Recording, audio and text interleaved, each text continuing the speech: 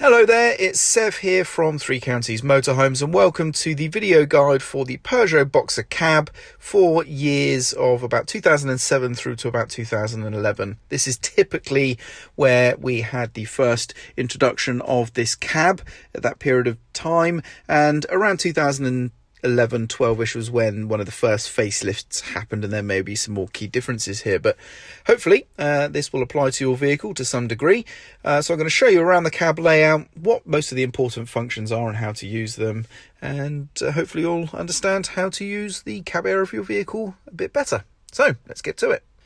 So we're going to start over here on the door card of the driver's side, where we have your electric windows here. If your vehicle is not fitted with electric windows, of course, you'll have a winder somewhere. You have your electric mirror adjustment here. Now this is a joystick style, so if I reset the control here, what we can see is a line pointing to the dot at about the 12 o'clock position. That means this is disabled, it does nothing. And then we have an arrow high and low on the left and right sides, and they correspond to the high and low mirrors on each side of the vehicle. So if you move this dial to that particular mirror, for example, this is the right hand side upper, and then we use this like a joystick, that will adjust the mirror accordingly. Okay, so that's nice and easy to use. Down here we have buttons for your headlight angle adjustment up or down. And then these three buttons allow us to interact with a simple settings menu that we can bring up on the instrument binnacle over there. Now, wiper stalk wise, it's here on the right hand side, and the twist collar here controls the intermittent wiper delay. Over this side we have the vehicle lights. So the twist collar here sets the main vehicle lights from off to side lights and then headlights. Main beam is a pull towards you to flash, or pull past the stiffer detent position to toggle the main beam on or off. And of course we have indicators as well. Some vehicles of this age may have a cruise control stalk below here as well. On the steering wheel, you can see we have the Peugeot badge in the centre. The horn is a push just below that badge. And there is, on this particular model, mounted controls to either side for the entertainment unit that's in the centre just there. Now, I'm going to show you what we find on that screen using the mode button down here and what settings we can change. So here I have the vehicle ignition on, and in order to access the menu, what we're going to do here is we're going to press the mode button right here, and that is going to allow us to access the menu. Now, if the menu doesn't come up on the screen, so it should look something like that. You see an option coming up with a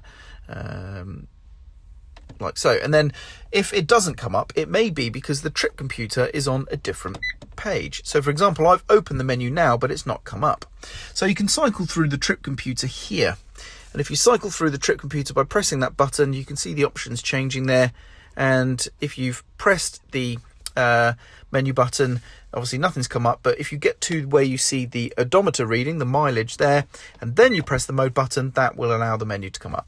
So in the menu, we can use the up or down arrows to navigate the menu and change selections, and to confirm or change selections, we do that with the mode button here. So I can, for example, if I wanted to change the speed beep alert, it's currently off. If I press the mode button here, the option flashes from off there. I use the arrow buttons to change that to on. Reconfirm by pressing mode again. That now sets the alarm to on. We can then choose the target mile per hour for the speed alert. So let's change that to 60 mile per hour. Press the mode button, and that now sets that. And for example, if I now want to change that, I've got two options for speed in the menu now. One to directly change the mile per hour, and one just to be able to turn the feature off. So I'm going to turn that off now. So turn from on to off, and there we go. And now we just have one speed option there just to turn it back on again. Unit, this allows us to change from miles to kilometers. Buzz just allows you to set the alert volume, and then we have one for setting the clock. So if I press the mode button in, we can set the hour. Press it in again, we can set the minutes. Press again, and we are back out. And to get out of this menu, all you need to do is hold the mode button down, until you see the odometer and the original trip computer return. And there we go. That's how you use your inbuilt settings menu and also your trip computer as well. So moving on through the rest of the cab, we have here the Gearstick. This particular vehicle is a 6-speed manual. You may have a 5-speed. The reverse is going to be engaged by lifting the pull collar up and then following where you see the reverse gate. In this case, it's over to the left of first gear, like so. As mentioned earlier, you have the entertainment unit in the centre. This is the standard factory fitted unit here. You may have an aftermarket unit. Here we have the ventilation controls. Now we control the temperature here with the outer dial, fan speed with the inner, and then the outer dial here chooses the fan position, and then the inner just selects between recirculated or fresh air. Now you can see this blank here. This is where, if you have air conditioning fitted, there will be the toggle button for air conditioning right there. Then down below that we have a row of buttons. We have your mirror demist here, your rear fog light, hazard warning lights, and then buttons for locking and unlocking the cab. Now you may have a slightly different layout here. That's perfectly normal. That can also coincide sometimes with a slightly different setup here. You may have a fog light button over here potentially, and you may also have a button over here labelled ASR off or something similar, which would be to turn off the stability system for the vehicle, which can be handy if you're stuck in a muddy field, because that system will be stopping your wheels from slipping and spinning. But largely, this is the layout that you'll probably have. Now down here we have a lockable central glove box. There is a non-lockable one there. There is a little cubby hole up here that you can use to store items. And then in the centre we have here a clipboard for putting maps and bits of paper.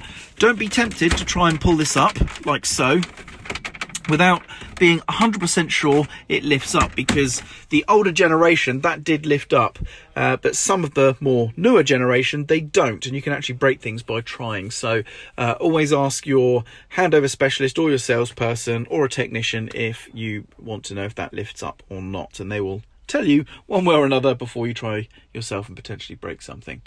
Otherwise, in the cab area, it's actually very, very straightforward from that point on. We've got standard sort of dome light controls and map lights here. We have sun visors, and in this case we do still have a normal rear view mirror. There's one or two other things I can show you. So here underneath the steering column there is an adjustment lever, so just pull this lever free and that allows you to adjust the steering column. But as you'll see, it only moves up or down there. It doesn't unfortunately tilt, so it's a bit limited in the adjustability there really.